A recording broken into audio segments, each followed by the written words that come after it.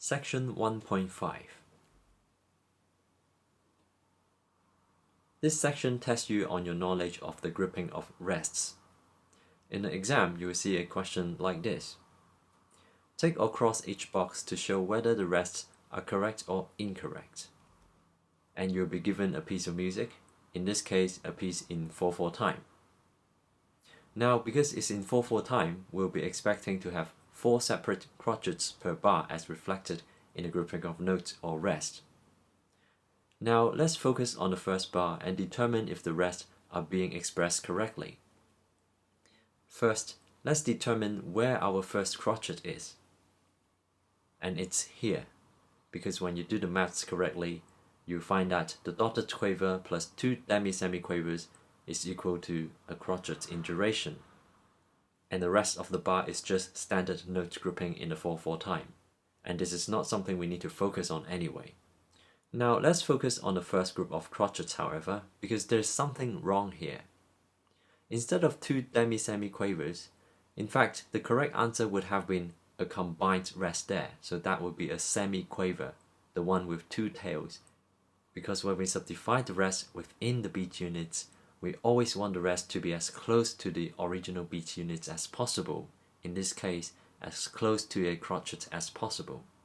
So it's unnecessary to subdivide the rest here. And therefore, the answer is a cross. Now onto the second bar here. Let's first figure out where the crotchet group is. And the crotchet group here that we're concerned with is the triplet beats here. Now for the purpose of demonstration, I will review the answer first, which is a tick in this case.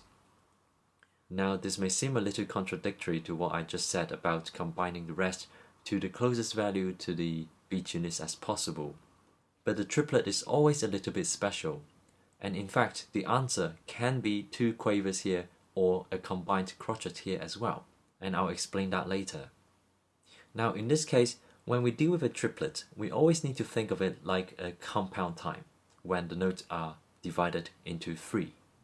And when you think about the general principle where rests are supposed to reflect the underlying division of time, this makes sense because we need the rest, in this case the quaver rest, to reflect the subdivision of quaver within the triplet group.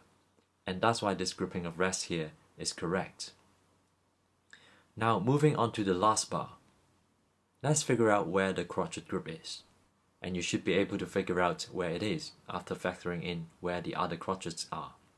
To save time, I'm just going to review it, and it's the last beat here.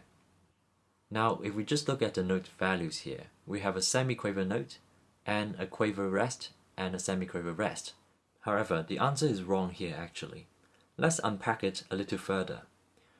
When we work with the subdivision of rest within the beat unit, in this case a crotchet, we should always work out the largest subdivision of beat first.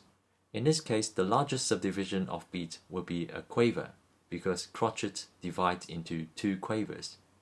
So in order to do that, we first need to complete the first quaver.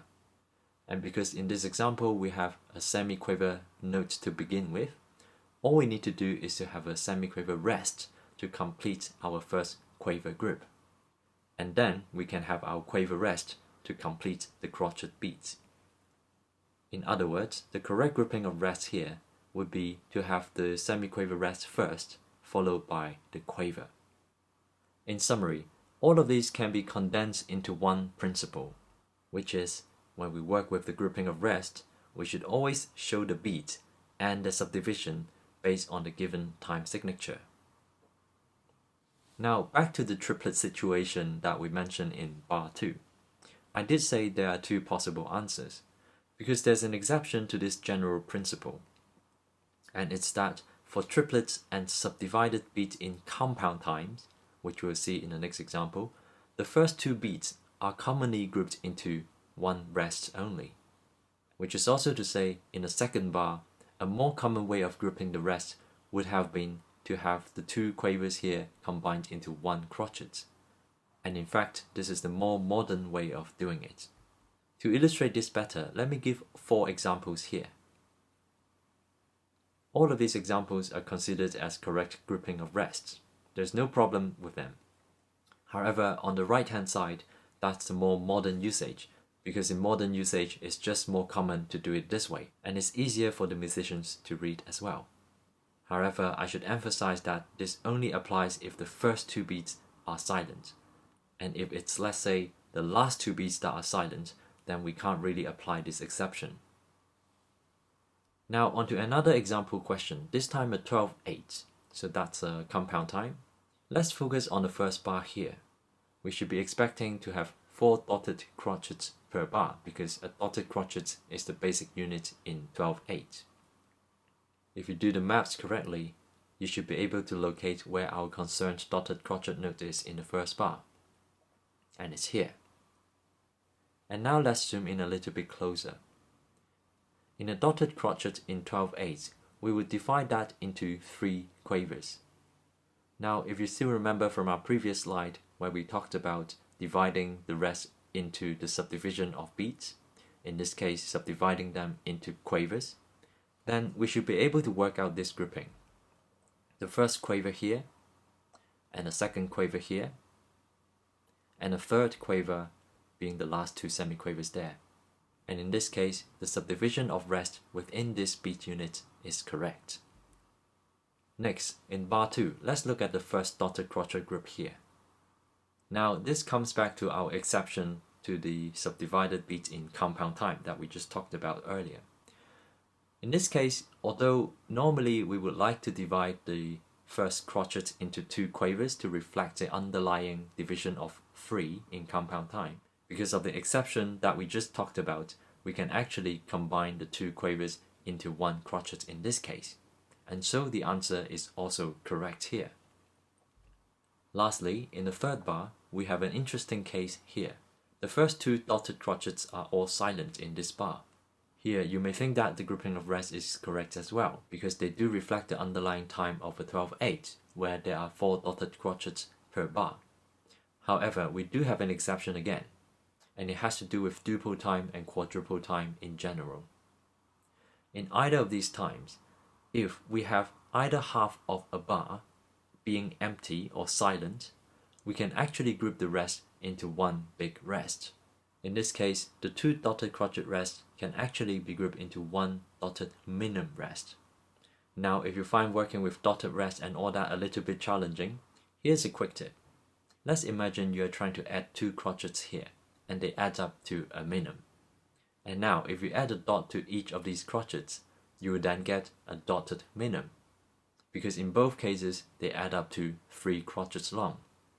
The same logic applies. If you try to add 2 quavers together, which equals to 1 crotchet, if you add a dot to the 2 quavers there, to balance the equation, you will also add a dot to the crotchet on the right side.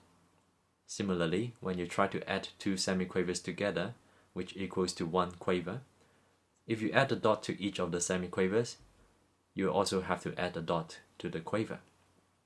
Now, applying all this to our case where we have 2 dotted crotchets, all we have to do then is to add the 2 crotchets together, which makes it a minim, and we just add a dot to it, and that makes it a dotted minim rest, which will be the correct answer. Because again, when either half of the bar is empty in either duple or quadruple time, we just need 1 combined rest for it. And here's our second general principle.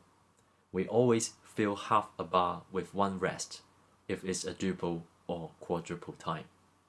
And this is it. The grouping of rest may seem a little complicated, but as long as you follow these general principles, you can't be too wrong. And at the end of the day, in a real exam, there are only 3 marks out of 75 marks that are related to the grouping of rest.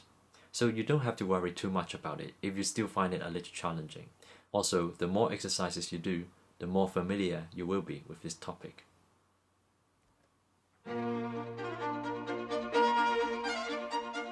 If you're looking for some more practice, I'll highly recommend that you visit this interactive site where I've put together a lot of practice tests and mock papers with instant feedback. In the drill mode, you'll have access to all the questions section by section, so that you can focus on specific question types and practice them until you feel confident. There are virtually unlimited questions. In the exam mode, you have access to full papers in the exact format of the exam, with randomized questions each time. You have 2 hours to finish the complete paper, at the end of which you'll be given your score and feedback.